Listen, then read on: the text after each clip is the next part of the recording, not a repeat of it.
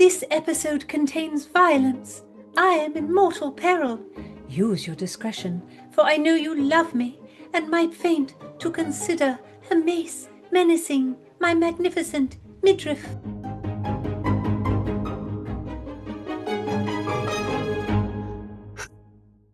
From 1603 and Tudor Time Machine, this is episode 7 of Out Brief Candle, an investigation into a murder at William Shakespeare's Globe Theatre. I'm Jessica. I'm Gage, and we are Tudor Time Machine. Subscribe to our Tudor Time Machine channel on YouTube or listen on your favorite podcast streaming site. We are everywhere. It's 1603, and James I has declared he will patron one of the London theatre companies, which has caused a competition to break out. On top of that, quarantine has been declared in the city. So it's crazy outside the Globe Theatre, but it's even crazier inside. A player in William Shakespeare's company was murdered. Oh, here's our favorite Tudor time traveler, Philadelphia Carey, to tell us more. I shall explain all. Oh dear, no, it is too long. Let me sum up. I am trapped at the Globe Theatre with my maid Jane. We are both disguised as men of law, and at great peril to myself, I have taken on the task of discovering the murderer. Who is definitely not William Shakespeare. It is Shakespeare's deadly blade that rent the throat of Robert Pabby. It has his initials on it. True, but remember, Jane examined the body and found that Pabby cracked his skull. The head injury probably killed him, not the blade. Oh, Jane, Jane. But I shall say this of her, she did wish to spare me the gory sight. I tell true, I did thrill to see blood pooled upon the floor. Ugh, yuck, that is so bloodthirsty. Poor guy. It seems so many people had a motive to kill him. Any actor, they are all ruffians. I guess that's true. We do hear a lot of brawling among theater types in the 16th century. The actor Gabriel Spencer killed another actor, and then he was killed in turn by the playwright Ben Jonson. Robert Greene, the playwright, was always in trouble for violence. And then, of course, there's the infamous death of Kit Marlowe. Ben Jonson would have been hung for killing Spencer, but because the Elizabethans are such snobs, he was able to get out of it. It is a most excellent law. If a prisoner who has committed a crime can cite, translate from the Latin Bible to English and prove that he is well educated, he shall be exonerated. I'm not quite clear what being able to translate Latin has to do with whether or not you've killed someone. It proves this is a man of worth, and this misdeed is but a fluke of character. But Ben Jonson had even said he had killed another man before. Well, playwrights and actors are men of violence and tempestuous passions. Even your hot superstar lover actor Richard Burbage, he is passionate in love, not in war. He is an exception, no ruffian, but a man of means, a landowner. I don't remember reading that William Shakespeare was involved in any sword fights. And he was worth a great deal more money than Burbage. In fact, by the time Shakespeare died... La, la, la, la, la, la, la. I have begged you 100,000 times, do not speak of the future, of dates of death and such. I would not know these things. They shall haunt me. Sorry, Philadelphia. Well, let's just say successful people in the theater did very well, especially in London. There was money to be made. Henry Condell, Philip Henslowe, John Hemmings, they all saved money and retired well.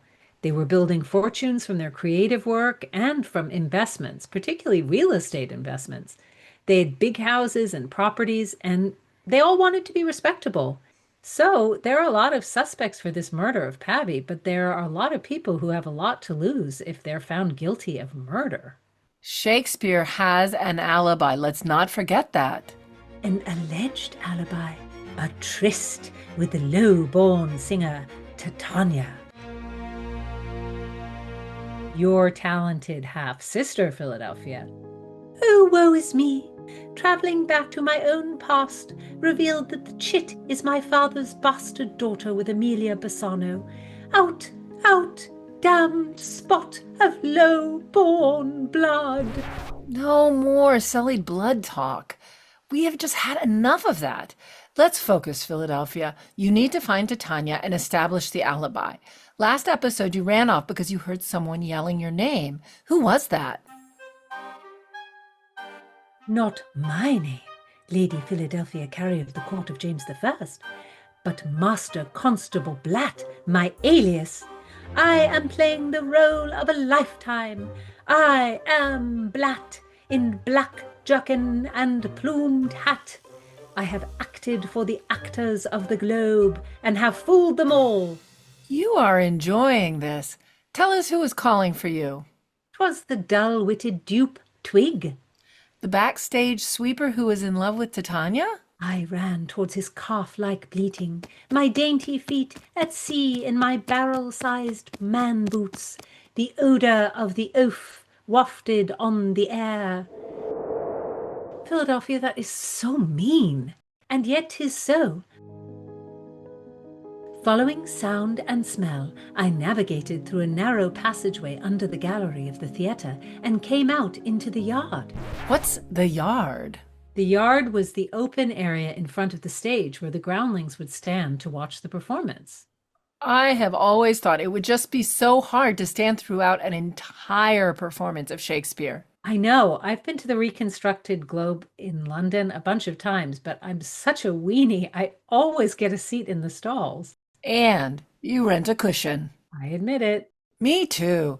Classical plays can take 4 to 5 hours to perform, with sword fights and ghostly scenes and music and everything so fabulous. And I just can't stand that long. The groundlings are used to standing. It is an outing indeed, for they may purchase cheap food, and they spit upon the ground. When these lowlings leave, the area must needs be cleaned. Philadelphia, you must be grateful to Twig. Isn't he the one who sweeps up after them? Moi, grateful to one such as Twig, mon Dieu. Philadelphia, let's get back to your narrative. Did you find Twig? He was quite obvious, dishevelled, stinky. He stood upon the stage. Spying me, he bellowed, "Constable, I've conquered. I've found Tatana. You must marry us." He raised his broom towards a girl scurrying about in the middle gallery. "My beloved bride, oh my bride," he bellowed like an ox. He was pure agita, pointing and jumping about, flinging spittle hither and yon. And what was Tatana doing?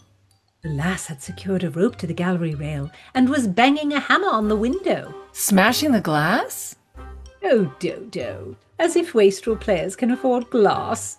Tatana was trying to break the wooden frame. She wished to lower herself to the ground. The chit was attempting escape. How high was the globe? It was like 3 stories, 30 feet up. It had a ground floor, the middle stalls, and then an upper row of stalls. It was all under a circular roof that was open to the stage and the yard. It was pretty high. Escaping is pretty guilty behavior.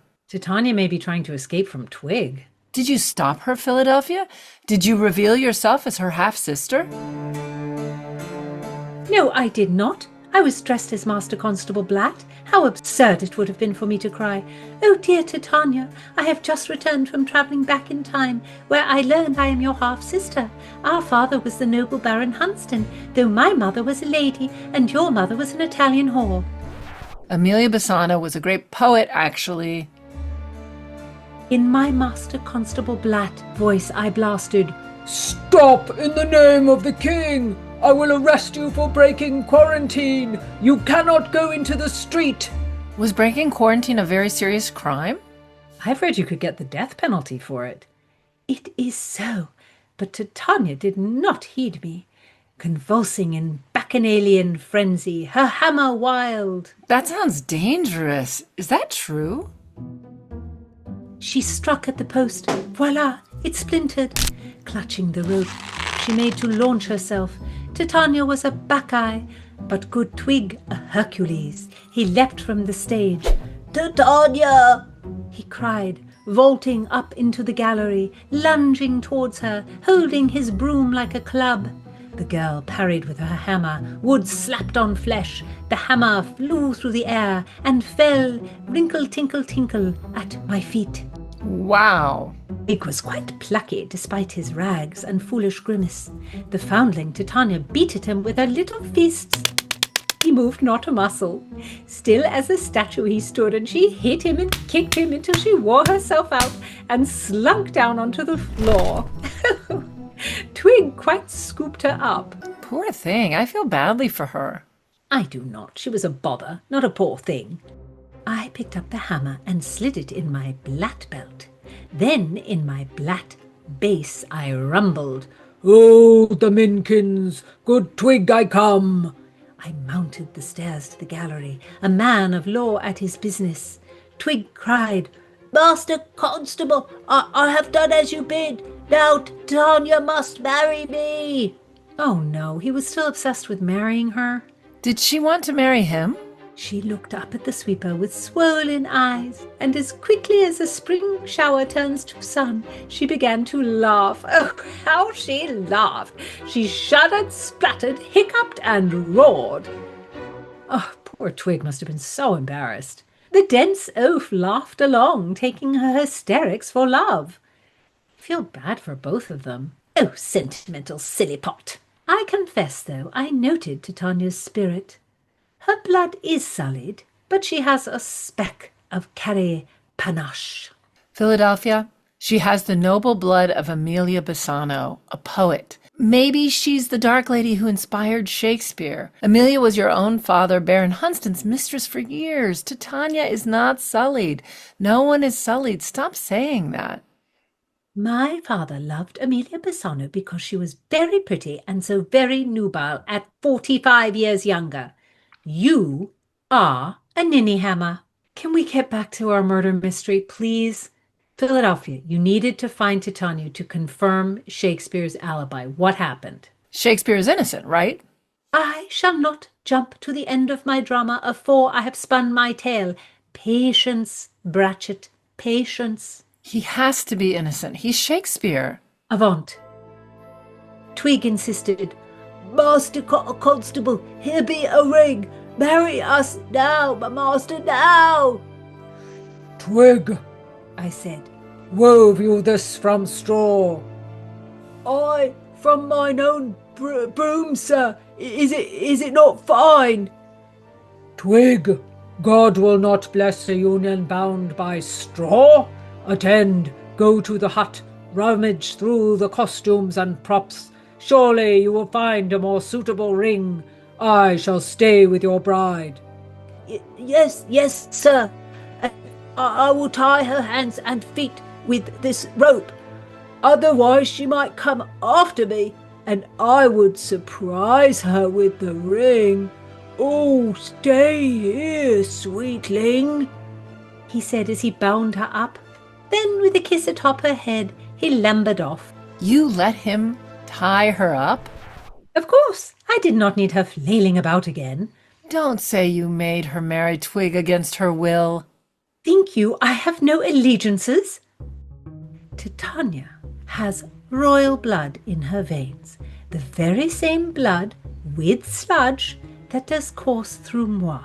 Were she to marry the oaf Twig, their offspring would have carry blood.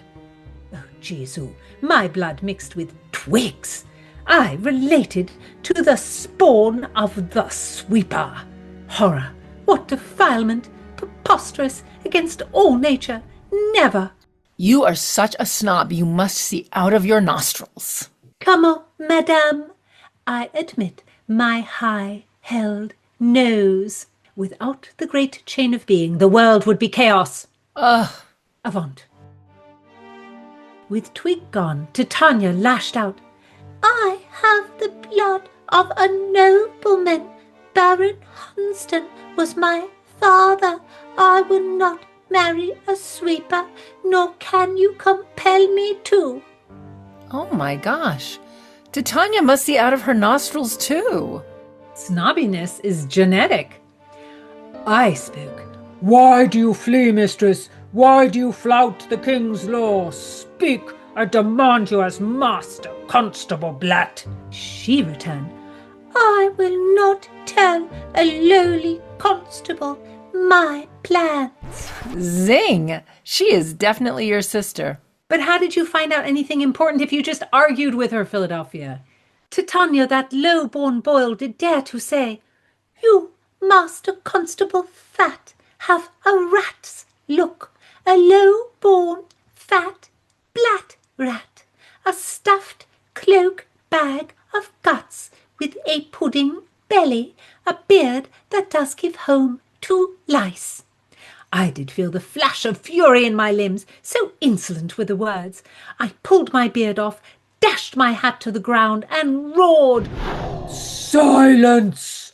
I am your noble sister. It's so, Luke, I am your father. You told her who you were? Philadelphia, why did you take such a risk? Nay, how wise I am! For when I showed myself as Lady Philadelphia Carey, she was all a tremble, as was the chit Arachne before the goddess Athena when she revealed herself in majesty.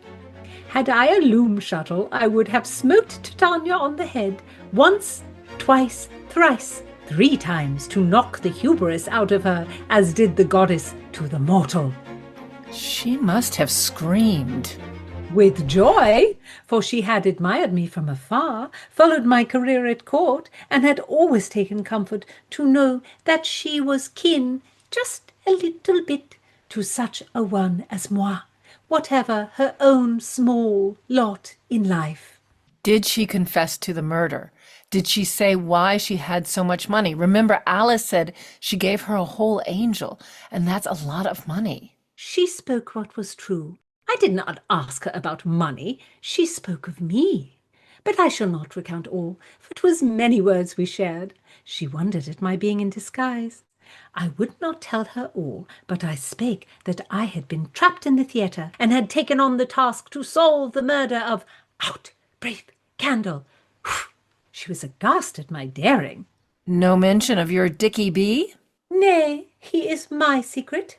And she confirmed Shakespeare's alibi? Oh, I haven't asked her about that. What? How will you solve this if you don't clear the suspects, Philadelphia? Oh, Ningles, I wanted to share with you ladies how much she admires me. You said being of pure Carey blood had no boon, but this Titania thinks I am noble, wise, and beautiful, and brave. She has admired me from afar. You let Titania go before establishing Shakespeare's alibi? Of course not. She is tied up, as I told you. She cannot escape. You left her tied up, Philadelphia. Do not concern yourself. She will not scream. I stuffed her mouth with my handkerchief. What? How could you? It is made of the finest linen, sprinkled with lavender water. It will do her no harm. Philadelphia, go back and untie that girl. Get to the important stuff. Establish that alibi.